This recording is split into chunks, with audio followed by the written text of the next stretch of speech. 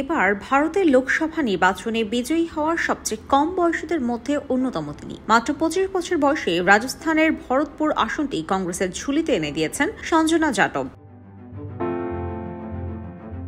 বিজয়ের পর একটি স্থানীয় সঙ্গীতের সঙ্গে তার ঐতিহ্যবাহী রাজস্থানী নাচ এখন ভাইরাল হয়ে গেছে ভারত জুড়ে। এত অল্প বয়সে সঞ্জনার এমন সাফল্যকে অনেকে রূপকথার সঙ্গে তুলনা করছেন, কারণ কোনো রাজনৈতিক পরিবার কিংবা কোনো ধনাঢ্য পরিবারের সদস্য নন তিনি। উঠে এসেছেন একটি দলিত পরিবার থেকে। তার স্বামী একজন পুলিশ কনস্টেবল, রয়েছে 2 সন্তানও। একদিকে সংসার, অন্যদিকে রাজনীতি। দুটি বিষয়কে সঞ্জনা কিভাবে সামলিয়েছেন তা এখন অনেকের কাছে বিস্ময়। তার চেয়েও বড় বিস্ময়, লোকসভার মতো দেশের সবচেয়ে গুরুত্বপূর্ণ নির্বাচনে তাকে প্রার্থী হিসেবে কংগ্রেসের বেছে নেওয়া।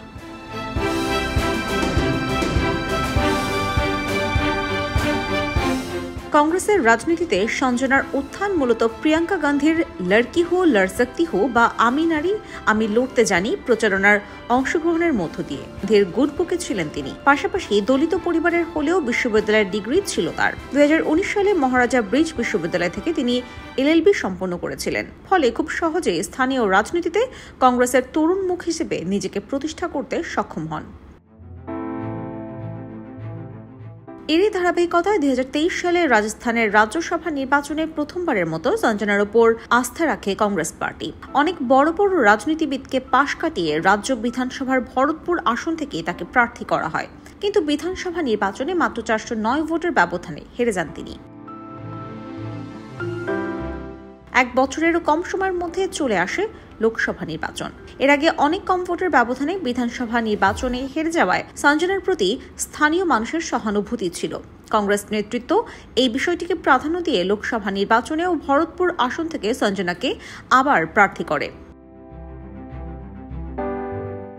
নির্বাচনে ভরতপুর আসনে বিজেপির প্রার্থী ও সাবেক লোকসভা সদস্য রামস্বরূপ কলির সঙ্গে প্রতিদ্বন্দ্বিতা করেন সঞ্জনা। গণনায় দেখা যায় তিনি 5,79,890 ভোট পেয়ে বিজেপি প্রার্থীর চেয়ে 51,983 ভোট বেশি পেয়েছেন।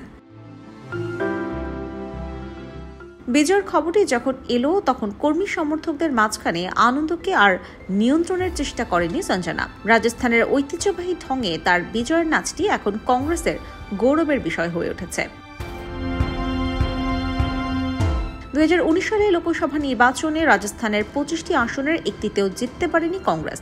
সবগুলো আসনেই জিতে নিয়েছিল বিজেপি জোট। তবে এবারের পরিস্থিতি ভিন্ন। এবার রাজস্থানে 8টি আসন পেয়েছে কংগ্রেস। এর মধ্যে সঞ্জনা যাদবের বিষয়টি ভারত জুড়ে আলোচনার বিষয়বস্তু হয়ে উঠেছে।